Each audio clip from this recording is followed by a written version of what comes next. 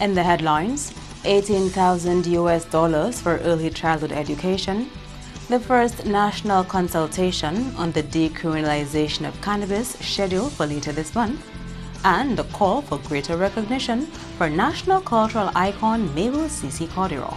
I am Andrea Lee with the Channel 5 News, back with the details after this.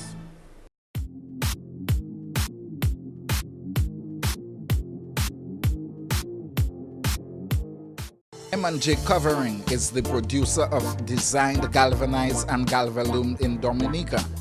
They design to your specifications, color and length, 4 styles of galvanized and galvalume pre-painted roofing sheets as requested, and supply all your galvalume accessories. M&J Covering helps you control spending and reduce waste.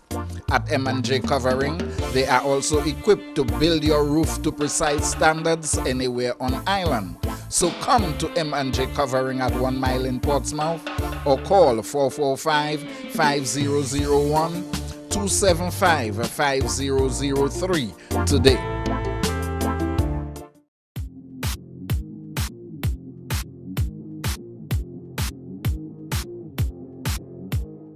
Thank you for staying with us. First up, $18,000 of resource material have been injected into Dominica's early childhood education sector. The donation came from the Dominica America Relief and Development Association, DADA. DADA was created in 1981 by a group of Dominicans living in New York and has been giving assistance to Dominica's education and health sectors ever since. Former Permanent Secretary Davis Leta is a DADA representative based in Dominica. Today, the preschool or early childhood education center is the recipient, is in focus, and DADA is providing resource learning material in the tune of US $18,000. It may not appear a very large amount, but for an organization that raises funds largely on its own initiative, it's particularly significant. What we're providing is learning resource materials, so books and and other resources to be used by the preschool teachers. In addition to that, we're also providing furniture to the preschools in terms of tables and chairs so that the students can be more comfortable as they continue to pursue their early childhood education.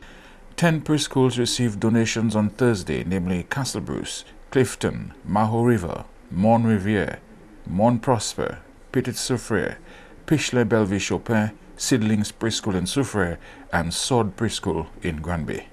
DADA has really put its focus right in focusing on early childhood development, because we know the significance of early childhood education to all of us, because the psychologists will tell us we are what we were in our childhood days, and whatever else happens to us in our later years in life is really a build-up on what we were able to acquire during those formative years. So we all know how important those formative years are to all of us in our development. So we are indeed happy that we can support the initiative of the Ministry of Education. In other top stories, St. Lucian manufacturers are on island with the aim of supplying a market for high-quality wooden furniture as Dominicans rebuild post-Hurricane Maria. Client manager with Export St. Lucia, Angela Alphonse, says the idea arose after talks with President of the Dominica Manufacturers Association, Severin Mackenzie. According to her, Mackenzie pointed out that the local wooden manufacturers have not resumed operations since the hurricane, and given that Dominicans are at different stages of recovering their homes, they would now be looking to furnish their buildings. Alphonse stressed that the visit here is for collaboration, not competition with local furniture manufacturers, and will pave the way for a long-lasting, mutually beneficial relationship. And this is why we're seeing the collaboration, the joint venture, because if it's joint venture, we're talking about the long term. We're not looking about anything. We're not here for short-term anything. We really want to see something come together, not really coming to dominate or to take any kind of a business away. We want to collaborate. We want something to happen. And I must say that with the Christmas season coming on and persons have just starting to put their roofs on, so we think that the time is right, because there is sufficient time in the case of Furniture City, where they automated, we should be able to at least make something happen for at least just before Christmas. Alphonse says the St. Lucian manufacturers are exploring other opportunities such as partnering with local manufacturers and utilizing Dominica's lumber for their projects. We're looking at whatever opportunities that exist. We're thinking as well as maybe doing some sort of joint venture, because we also have to take into consideration even the some of the tariffs, and so to bring some of these things in will obviously bring up the cost. So we're looking at this is one of the options that we want to possibly look at, forming some sort of joint venture, some sort of partnership with one or two of them. So we're hoping that they come forward, and so we can have that discussion. We just understood that quite a few of a lot of your trees are down and whatnot. So we're open to a lot of things. So we'll have to have the discussion. As long as persons are here, we're open. Come in, let's talk. There are 4 wooden furniture manufacturers and a bedding and linen manufacturer in Dominica for the 3-day visit. Madison Preville of Celestial Furniture Designs is confident that the St. Lucian manufacturers can meet the demand in Dominica for wooden furniture. If the demand is high, then the imports of raw material would have to increase. So we would have to source our raw material, and some of our raw material come from China, come from Brazil, America, Canada, etc. So if the need arises, then raw material will not be a problem. The visit of St. Lucian furniture manufacturers was facilitated by the OECS CBU. The team leaves Ireland on Friday. In other news, Dominica to hold its first national consultation on the decriminalization of cannabis or marijuana and its uses for medicinal purposes later this month. President of the Dominica State College, Dr. Donald Peters, has been appointed National Coordinator of the November 16th initiative. In respect to the decriminalization of marijuana, we as a country must be very, very careful about exposing our young minds unduly to this substance. So whatever we do in respect to this, we need to ensure that we properly and adequately protect our children and the young people of this country. And I will say to you that marijuana, or the use of marijuana, is not going to be an economic transformation of Dominica. That's not going to change our economic well-being, my friends. So let us not depend on it, but we believe that certain portions of marijuana needs to be decriminalized to allow persons to have access to it. Meantime, leader of the parliamentary opposition, Honorable Lennox Linton, has been discussing the intention to explore the economic benefits of cannabis. Linton says Dominica must commit to a holistic approach to building a viable cannabis industry that will protect traditional stakeholders and ensure no interest group is left behind in sharing the health, wellness, and economic benefits. The potential of cannabis to generate hundreds of millions of dollars in income to farmers has been staring us in the face for over 5 years, and nothing has been done.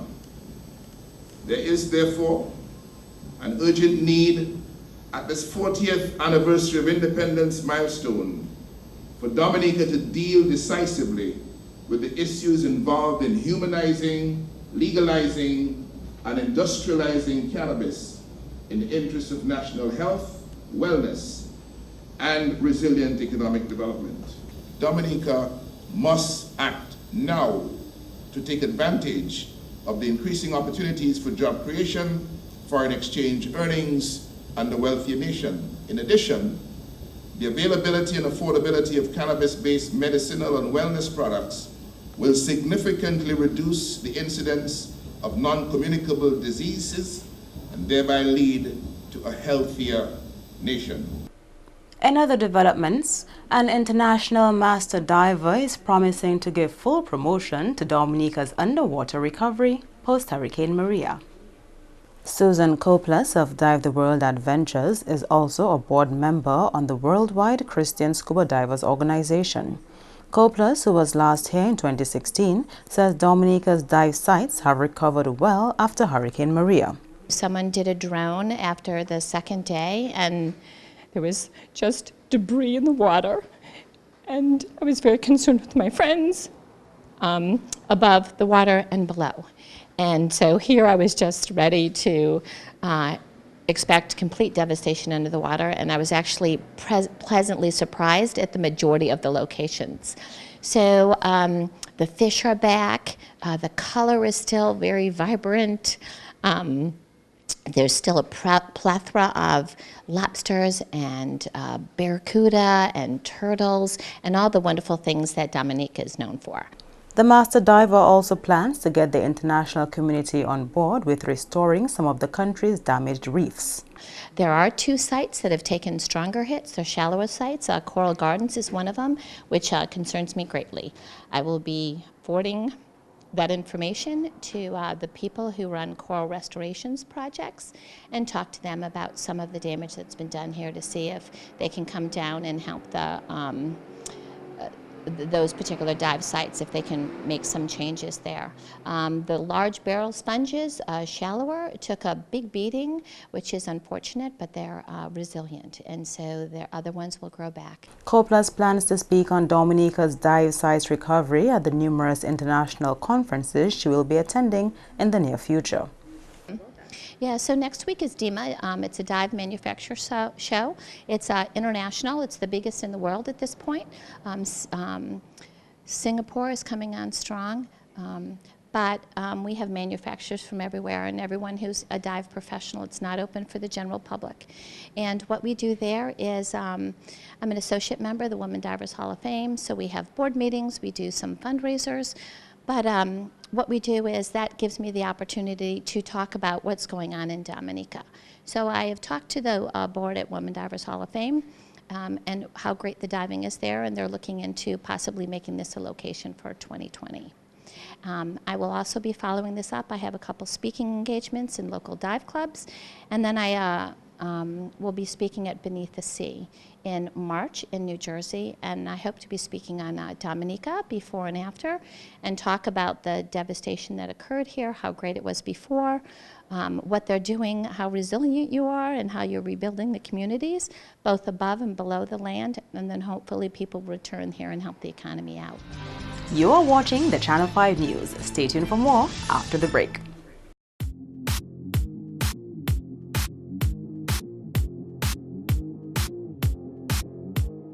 Rudolph Thomas Enterprise in Portsmouth, your suppliers of building materials and hardware products. Over 20 years experience in the business. Rudolph Thomas has lumber and plywood, galvanized and fenced pipe. Check out Rudolph Thomas for ceramic and vinyl floor and wall tiles, nails, nuts and bolts, paint and painting supplies. And check out their line of electrical and hand tools. Go now to Rudolph Thomas on 1240 Bay Street in Portsmouth.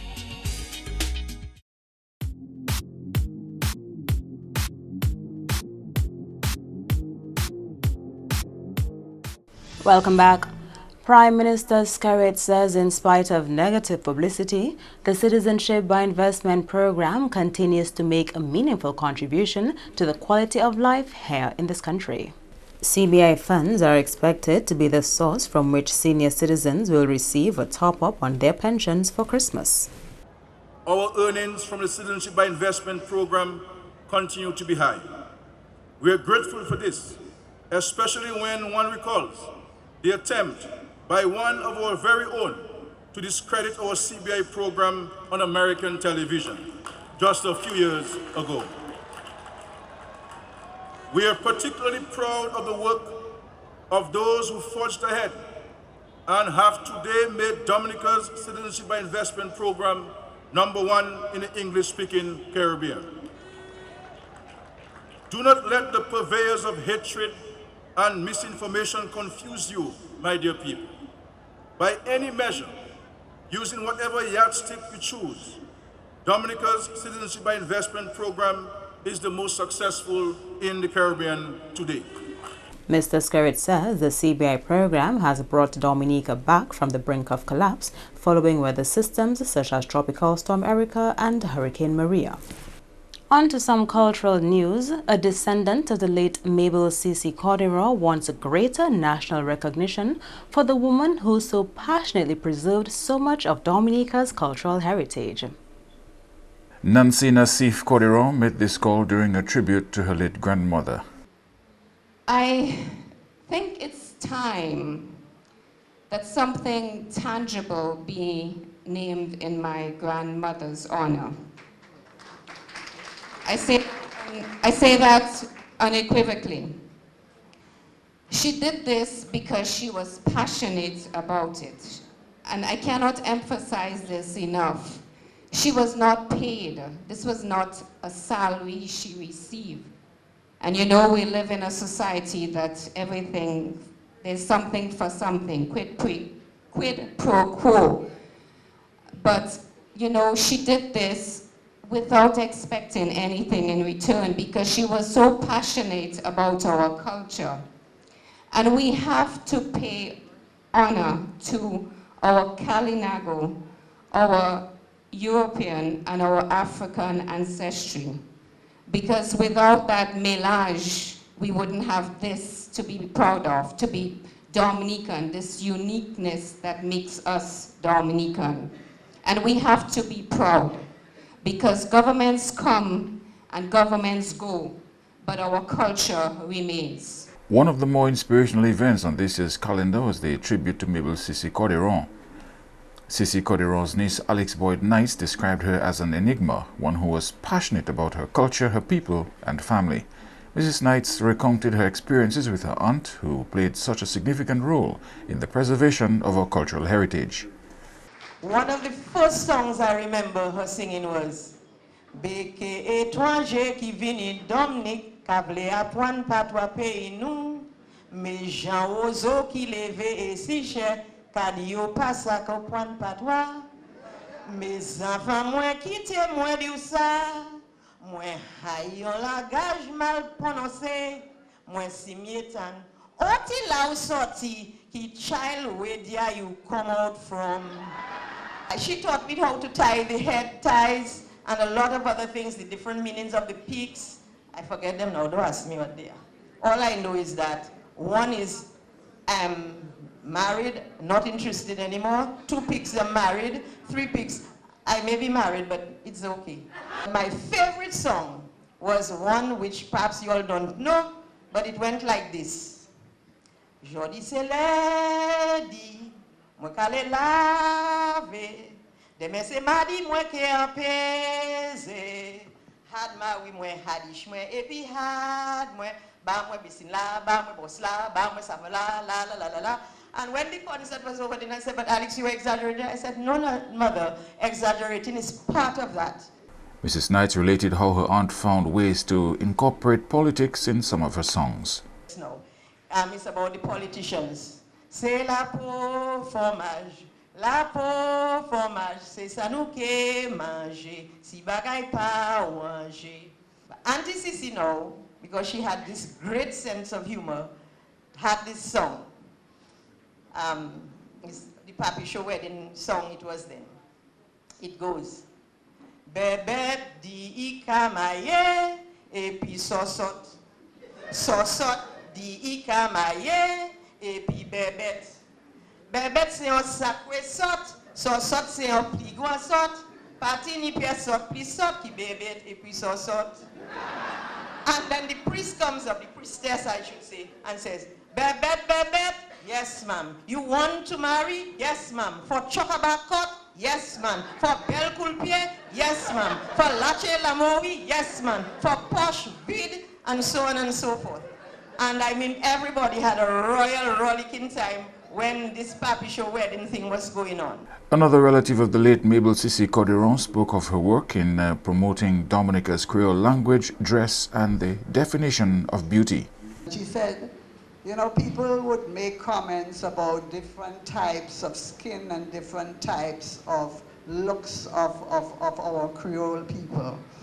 And she felt everyone was beautiful. And she promoted that aspect of Creolity. The Creole cuisine, the agriculture, the song and music, especially the folk dances, the folk bands, the folk instruments, even games and toys, and the practices such as La Veille and Koudme. Mabel Sisi Codiron was a lover of carnival and musical theatre. With support from Chief Minister Edward Oliver LeBlanc, she helped organize the first National Day celebrations of 1965. And anthropologist and historian Dr. Lennox Honeychurch received the Prime Minister's full endorsement as the country's highest award, the Dominique Award of Honor, was conferred upon him on 3rd November. The Prime Minister acknowledged the impact of Dr. Honeychurch's work over the last 4 decades. I want to recognize Dr. Honeychurch.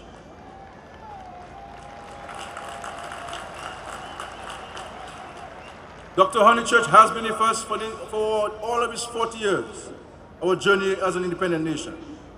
I consider him to be a national treasure, national icon, one who has educated every single citizen with our historical facts and our history as a people. And I say to you, Dr. Honeychurch, that you are certainly deserving of this highest award our country can bestow upon you. The Cicero Award was conferred upon Ambassador Hubert Charles, businessman Valentine Pompon, Francis Del Sol, former government minister Kelly Grano, and Reverend Father Charles Martin.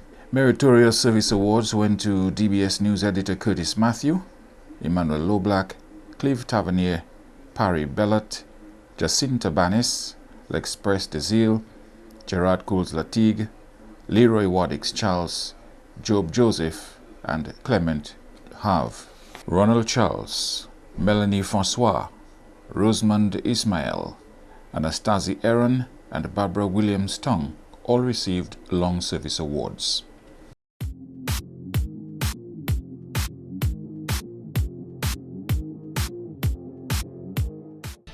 To end the news, the headlines again. $18,000 for early childhood education.